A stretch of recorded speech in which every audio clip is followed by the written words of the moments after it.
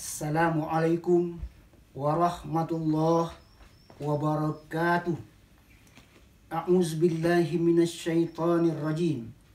Wa innaka la'ala khuluqin azim.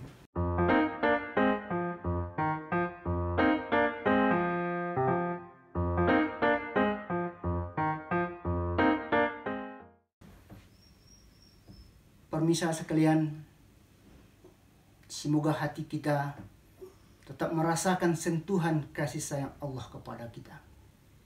Kita merasakan betapa nikmatnya hidup di bawah naungan Al-Quran dan sunnah Rasulullah Sallallahu Alaihi Wasallam. Mencermati situasi yang terjadi dewasa ini di negeri yang kita cintai ini, sebagai seorang Muslim, kita merindukan lahirnya kepemimpinan yang telah dicontohkan oleh Rasulullah Sallallahu Alaihi Wasallam. Berkaitan dengan ini, ada beberapa pertanyaan yang kita coba mencari jawabannya. Pertama, bagaimana sebenarnya orang memandang Nabi itu? Apa keberhasilan yang telah beliau capai? Serta kenapa beliau sampai berhasil? Cara orang memandang Nabi yang kita maksudkan adalah mereka yang berada di luar pagar, para orientalis. Secara garis besarnya terbagi dua. Ada orang yang baik pandangannya kepada Nabi. Dia mengakui bahwa Nabi Muhammad mempunyai peranan yang besar di dalam melakukan perubahan terhadap peradaban manusia. Dia tahu bahwa yang disampaikan oleh Nabi itu adalah suara yang datang dari menara kesucian. Seperti di zaman Nabi ada nama Abu Talib.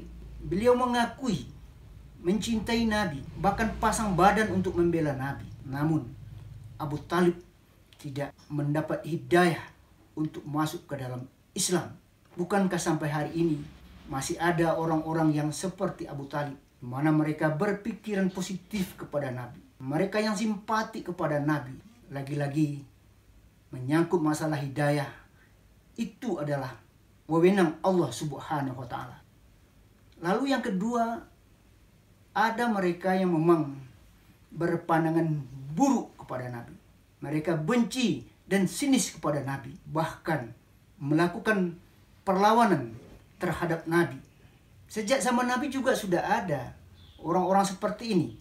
Tersebut dalam Al-Quran Abu Lahab, bahkan menjadi salah satu nama surat, di mana Abu Lahab begitu tidak senang terhadap cahaya Islam yang dibawa oleh Nabi, bahkan berusaha untuk memadamkannya dengan berbagai rencana yang disediakan juga dana yang cukup besar. Alhasil usaha Abu Lahab juga kandas. Celakalah kedua belah tangan Abu Lahab, dan benar-benar celaka. Tidak ada manfaatnya harta yang dipergunakan Abu Lahab, begitu juga usahanya. Bahkan Allah memberikan ancaman, saya selan naron zata lahab. Nanti dia akan dimasukkan ke dalam api yang bernyala. Tidak saja Abu Lahab, termasuk pembisiknya, pendamping setianya, istrinya, karena dia membantu Abu Lahab dalam mencelakakan Nabi. Wa mru'atuhu hammalatal hatab. Mereka akan membawa kayu api. Fi jidiha hablum min masad. Lehernya pun akan diikat dengan tali yang berapi.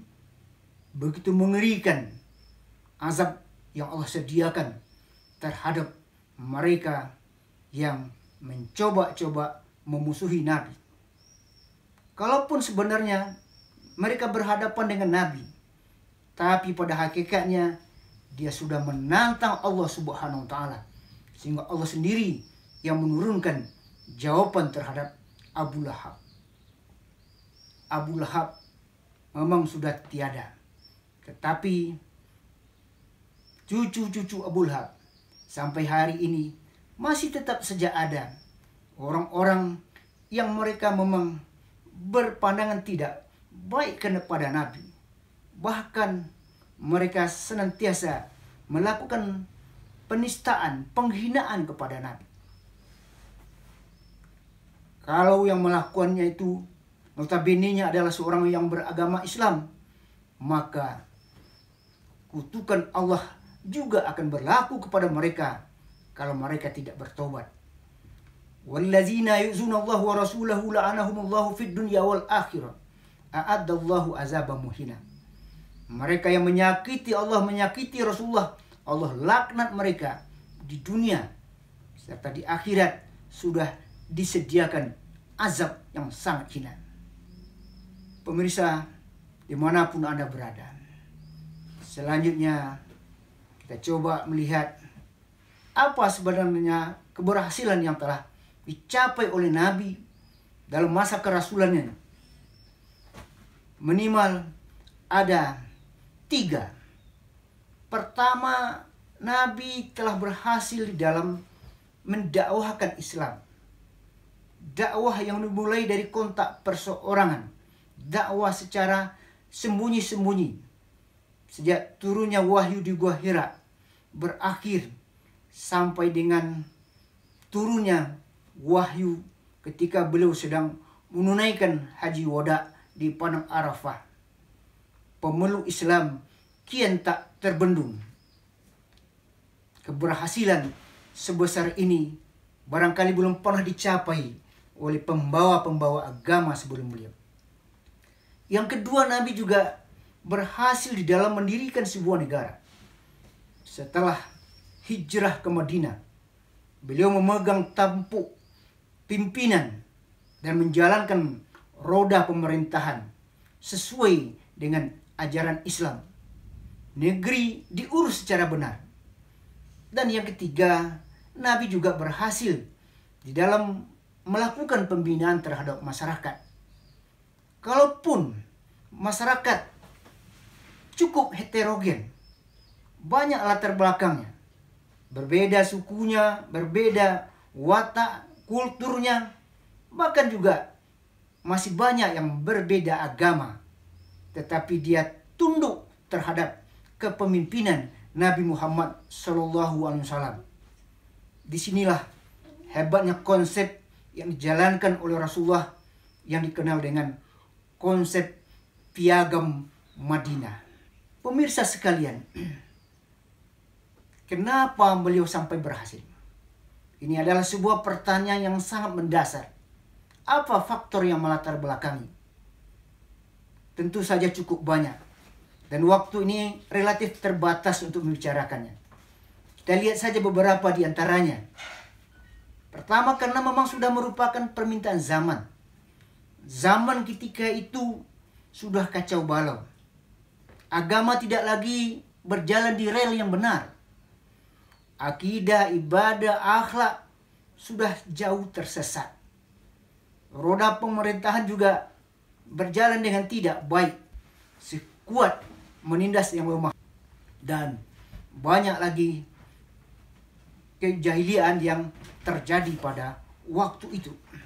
Tentu saja mereka yang ingin beragama dengan benar, mereka yang ingin bernegara dengan baik, mereka yang ingin hidup rukun dan damai, mendambakan kehadiran seorang pemimpin.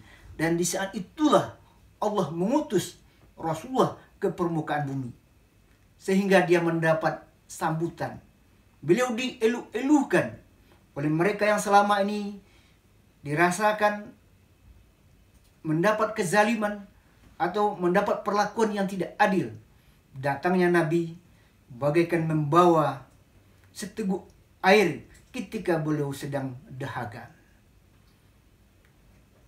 Wajarlah kalau hari ini kita juga sama-sama merindukan kehadiran seorang pemimpin yang kan bisa melanjutkan cita-cita perjuangan Rasulullah Shallallahu Alaihi Wasallam.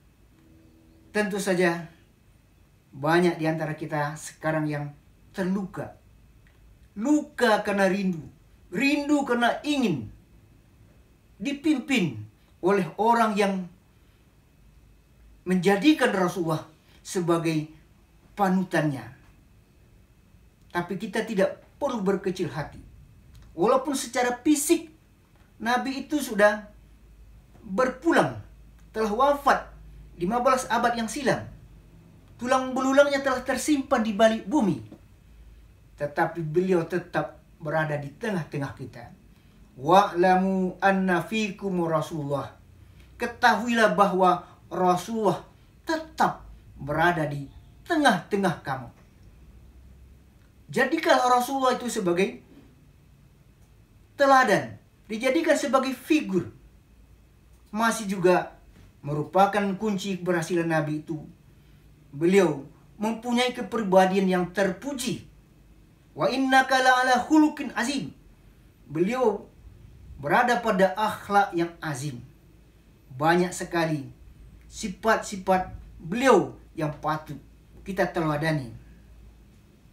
4 sifat ini sudah kita hafal semua, insya Allah. Nabi itu sebagai seorang yang sidik dalam segala hal. Benar bicaranya, benar tindakannya, benar janjinya, benar dia menghukum. Beliau seorang yang amanah. Kalau diberi kepercayaan, betul-betul dipertanggungjawabkan. Dia tidak mengkhianati amanah yang diberikan kepadanya. Beliau juga dikenal sebagai seorang yang tabligh. Seorang yang komunikatif di dalam menyampaikan ajaran yang dibawa dan diperintahkan oleh Allah Subhanahu wa taala. Beliau tidak memukul, tetapi merangkul orang ke jalan yang benar. Kalau perlu, beliau berdiskusi dengan baik. Wajadilhum billati hiya ahsan. Dan Rasulullah itu juga seorang yang fatanah, seorang yang cerdas, seorang yang arif dan bijaksana. Dan tidak saja 4 ini saja kepribadian yang dimiliki oleh seorang Rasul. Nabi juga seorang pemberani, seorang pemaaf, seorang penyabar. Semakin kita sebut, semakin banyak lagi teringat sifat-sifat beliau yang lain. Dan Nabi juga adalah seorang yang peduli dengan persoalan-persoalan umatnya. Laqad ja'akum rasulun min anfusikum azizun 'alaihi ma anittum. Rasulullah itu sebenarnya juga manusia seperti kamu, kata Allah. Tetapi kelebihannya, dia merasakan betapa beratnya penderitaan yang ditanggung oleh sahabat-sahabat. Dan dia berusaha mencari jalan keluar dari kesulitan yang dihadapi. Bukan sebaliknya, dia menari-nari di atas penderitaan umat yang dia pimpin dengan mengeluarkan berbagai kebijakan-kebijakan yang menyengsarakan. Tetapi Rasulullah menyelesaikan semua itu dengan penuh kasih sayang. Lalu, faktor yang juga menyebabkan keberhasilan Nabi itu adalah karena di sekeliling beliau didampingi oleh staf-staf pilihan. Orang yang betul-betul mengerti dengan visi dan misi Nabi. Siapa itu Abu Bakar? Adalah seorang diplomat. Umar bin Khattab, seorang yang disiplin, seorang yang berani. Abdurrahman bin Auf, seorang ekonom. Ali bin Abu Thalib, seorang filosof. Dan begitu pula sahabat-sahabat yang lain. Pemirsa, masih banyak lagi sifat-sifat Rasulullah. Lengkaplah kata ayat, laqad kana lakum fi Rasulillah uswatun hasanah. Sungguh sudah ada pada diri Rasulullah itu contoh tauladan. Dengan mengikuti kepribadian yang telah dicontohkan oleh Nabi, maka negeri impian kita bersama. Kalau orang Minang mengatakan ayihnya janiah, ikannya jinak, sayaknya landai, sawah menjadi, jagung mau piah, teranak bakal membiak. Atau bahasa lain yang lebih ringkas, negeri yang gemah ripah lojenawi. Apalagi dalam Al-Quran dikatakan baldatun thayyibatun wa rabbun ghafur, akan terwujud dalam bentuk kenyataan. Semoga Allah Subhanahu wa taala memberikan kekuatan kepada kita untuk mengikuti langkah-langkah beliau. Banyak maaf. Wassalamualaikum warahmatullahi wabarakatuh.